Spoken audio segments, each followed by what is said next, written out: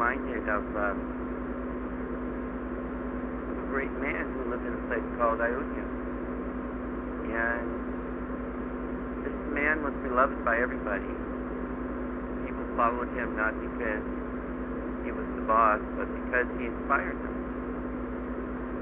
And he lived in such a way that those who knew him tried to live by the ideals that he lived. Foremost amongst those ideals was Dharma, adherence to that which is true, that which is highest, that which is not always the easiest thing to do. And when you meet people who live according to Dharma, you're inspired when they do it, not so much because they want to do it, but because they know it's the right thing to do, and in spite of not wanting to do it, they do it anyway. But even greater is the soul that does it without any hesitation, without any pause at all, automatically does that which is right, and doesn't give a thought to whether it's easy or not. Now you might be thinking I'm talking about Rama.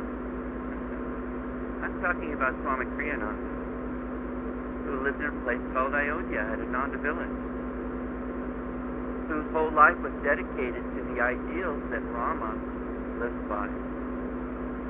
When we celebrate days like Diwali, when we celebrate the light of spirit in this world, we can't think that it's just one time, one place in history. Anytime we connect to truth, we're connecting to all truth of all time. It's one truth, manifesting uniquely at different times in history as they're handed down. And one of the great challenges for those who come after these great souls is to maintain the high values that we value in them, the reason we celebrate them. So what happens so often in great holidays that represent, that are inspired by the lives of the great ones who come into this world like Rama, is that we get lost in the cultural expression of those holidays. We get lost in the fun, the celebration. And it's not that celebration and that fun is wrong, but we need to learn to live joyfully in this world, but always connected underneath to the truth of life that is eternal. If we live only in the excitement of special celebration, then that's followed by a depression. That brings us into ego consciousness, and then we think, what am I getting, rather than what am I giving? And then even more deeply, who is giving what? God is giving through us. When Yoganandaji was helped by one of the disciples, he said, thank you. And it was actually Srinandaji. He said, well, no sir, thank you for all you did for us. And Yoganandaji said, God serving God. That's his Leela. That's his play. God serving God. God intending to put on a great show, but underneath the show is the light. So when Rama defeated Ravana, and everybody celebrated this great, the good defeating the evil. And he came back to the kingdom, and everybody was so happy because his banishment was over. And they lit the lights to light his way. He came in the nighttime, there was no moon. They lit the lights, and they dressed finely. And they celebrated the return of Rama. They would have left with him if he had allowed them, but he wouldn't allow them. But the celebration is outward, but it must be inward. We must connect all outward celebration to the inward spirit, to the recognition that the joys that we celebrate in this world are temporary, but the joy of the spirit is eternal. And if we put our commitment of energy out into the world, we will always be disappointed. It never will last. Death will come to it, whether it be the death of an argument you know, we always joke about this in America because next or later this month we have Thanksgiving, and so the whole family comes together and they have a big Thanksgiving meal. But inevitably, Thanksgiving is one of the worst days for domestic violence, because the people start eating and they get all excited, and then they start drinking and they get a little bit drunk, and then one little thing turns the tables from having a good time to causing problems. And of course, even the families that get along argue all the time, generally speaking. I never saw this in Anand. I never saw Sri Anandaji argue with anybody. He just wouldn't participate if somebody he met started to get agitated. He told this very fun story from the 70s. He was at a conference, and he was one of the speakers. It was a large hall, and he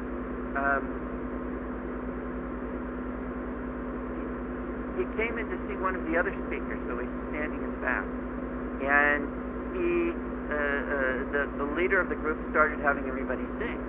So everybody was singing, but he wasn't singing.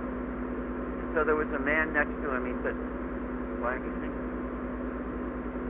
I said, "Well, I don't feel like singing." He says, "Well, why are you so defensive?" "I'm not defensive." And he said, "Yeah, I think you're defensive." And then Sri Anandaji said, "Well, then the defense rests." He didn't. He just let it go. He didn't allow himself to be drawn into that kind of energy. We have to watch ourselves on these holidays. Don't let yourself be drawn into what we describe as the worldliness, living in the ego, which lives for others liking what you do, being pleased by your efforts, how they receive your efforts, not just what they do for you. But the ego wants both to be appreciated. Hey, I'm here. Appreciate me. And then if you don't appreciate me the way I want to be appreciated, I get all upset. But then you should also appreciate the fact that I've come and I've given you a gift, so you should appreciate my gift. Of course, parents have to get used to, if you give your child a gift like a sweater or a new pair of socks, generally speaking, they're not going to be very enthusiastic. You got to give them something that they can get excited about. But that way of thinking about the world, I grew up that way. I grew up being told, or believing, according to the culture that I lived in, that I should expect my desires to be fulfilled. And if they're not fulfilled, then it's right for me to be upset by that, which is completely the way to be unhappy in life.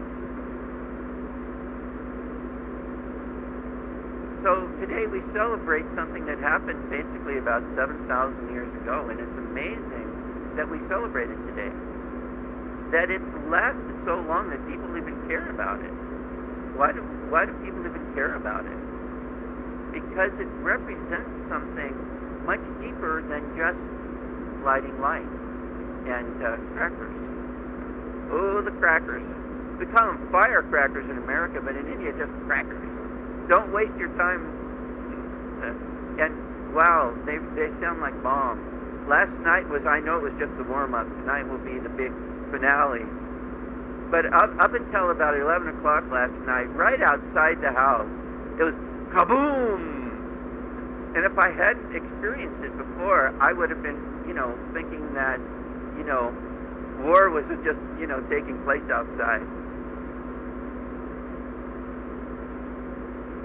The reason it's still celebrated is because it represents a great truth that is eternal, that is always worth celebrating. The victory of the light over the darkness. Rama was the light, Ravana was the darkness. Rama was an incarnation of Vishnu, God. As it says in the Gita, whenever darkness rises and the light diminishes, I incarnate. This was Rama. And he was born into a high age. So he was such a fabulous being. He was so great, just to see his face, just to be in his presence, just to know that he was living in your community. Of course, we felt this way about Priyanandaji. For the same reason. We don't need to live in the past. Yes, celebrate the past, but make it live. It only lives if it lives today. We have to live it today. Live in that Dharma. Live in that joy. Live in that connectedness. Live. If we live in Ayodhya, in our heart, then we are in the same Ayodhya that Rama lived in. The battle of Kurukshetra from the Gita is the same battlefield that Rama was on when he defeated Ravana. We all live in that battlefield inside ourselves, and if we allow ourselves to be drawn too far out, we lose our connection to that eternal truth, that joy, that peace, that Dharma. So let's, on this holiday of Diwali, and each and every day, let us light the light. We light the light, most importantly, the spiritual eye. This is the light, the inner light. This is the fireworks that we seek to see. Not just to see, but to commune with. To live in that truth. This is the goal of spiritual life. And it's a goal that each and every one of us can give. It's the gift of Diwali, the gift of the Master. Priyanandaji wrote the Festival of Light. We don't celebrate that often here, but it represents the ray of the light of God that has come through the path of self-realization to our line of avatars. This light is every day. This light is 24 hours, 7 days a week. And it's always available to us.